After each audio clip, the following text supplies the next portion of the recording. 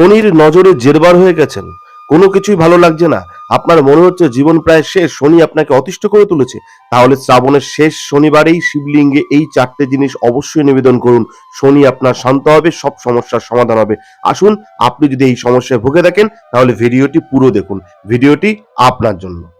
শনির নজরে জেরবার হয়ে গেছেন, শ্রাবণের শেষ শনিবার শিবলিঙ্গে এই চারটে জিনিস নিবেদন করুন, দেখবেন সব সমস্যার সমাধান হয়ে গেছে। চলছে শ্রাবণ মাস, বাংলা পঞ্জিকা মতে আগামী সোমবার 17ই আগস্ট শ্রাবণ মাসের শেষ দিন, অর্থাৎ 15ই আগস্ট পালিত হবে শ্রাবণের শেষ শনিবার। শ্রাবণ মাসে মহাদেবের আরাধনা করে থাকেন শিব ভক্তরা।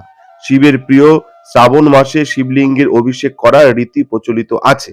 আজ আমরা জেনে নেব, যদি আপনার উপর শনির অশুভ নজর থাকে তাহলে শ্রাবণের শেষ শনিবার শিবলিঙ্গে কি নিবেদন করলে শনির অশুভ দশা থেকে মুক্তি পাবেন, আজকে সেই ব্যাপারেই আলোচনা করব। প্রথমে বলবো যে 15ই আগস্ট পালিত হবে শ্রাবণ মাসের শেষ শনিবার। শনির অশুভ প্রভাব কাটাতে শ্রাবণের শেষ শনিবার মহাদেবের আরাধনায় বিশেষ ফলদায়ক বলে মনে করা হয়। শিবলিঙ্গে কালো তিল মেশানো জল নিবেদন করতে পারেন, শমী পাতা, নীল অপরাজিতা ফুল শিবলিঙ্গে অর্পণ করার রীতি রয়েছে।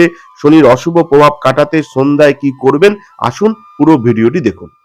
শনির অশুভ দশা। শনির অশুভ দশা জ্যোতিষশাস্ত্র অনুসারে অত্যন্ত ক্ষতিকারক। যার উপর শনির দশা চলে তার জীবনে নানা রকম সমস্যা ও বিপদ আসে। কর্মফলের দেবতা শনি রুষ্ট হলে জাতকের জীবন ছারখার করে দিতে পারে। তবে শনি নিজেও মহাদেবের পরম ভক্ত, তাই মহাদেবের আরাধনা করে শনিকে শান্ত করা সম্ভব। জেনে নিন শনির 7.5 ও ধাইয়া দশা থেকে মুক্তি পেতে শ্রাবণ মাসের শেষ শনিবার শিবলিঙ্গে কি নিবেদন করবেন। প্রথমে বলবো কালো তিল নিবেদন করুন। কালো তিল শনি ঠাকুরের সঙ্গে সম্পর্কযুক্ত। শনিকে শান্ত করতে কালো তিল বিশেষ উপযোগী বলে মনে করা হয়।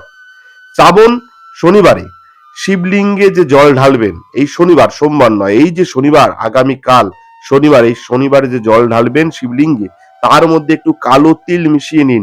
এর ফলে শান্ত হবে শনির রোষ, মিলবে মহাদেবের কৃপা, অর্থাৎ আপনি মহাদেবের কৃপাও পাবেন এবং শনিও কিন্তু শান্ত হবে। তাই শিবলিঙ্গে কালো তিল নিবেদন করুন।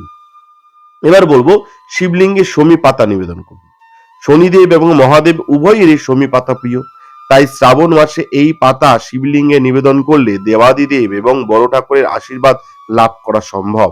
শিবলিঙ্গে শমী গাছের পাতা নিবেদন করলে শনির 7.5 ও ধাইয়া দশার ক্ষতিকর প্রভাব অনেকটাই এড়ানো যায় বলে জ্যোতিষশাস্ত্রে মনে করা হয়।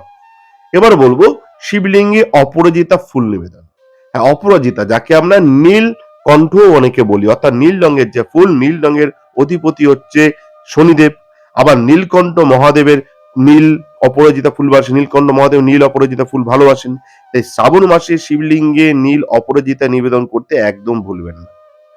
এর ফলে যেমন ভোলেনাথের কৃপা পাবেন, তেমনি আপনার উপর শনির দশা চললে তার হাত থেকেও মুক্তি পাবেন, এটা কিন্তু মাথায় রাখবেন।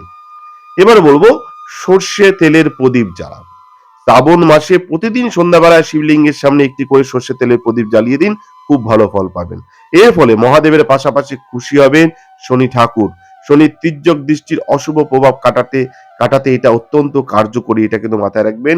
আর শনিবার দিন, অর্থাৎ এই শেষ শনিবার, অবশ্যই মহাদেবের সামনে যে একটা প্রদীপ জ্বালাবেন সর্ষের তেল দিয়ে, সম্ভব হলে তার মধ্যে একটু কালো তিল দিয়ে দেন, দেখবেন খুব ভালো উপকার পাবেন, শনিদেবের কৃপা পাবেন।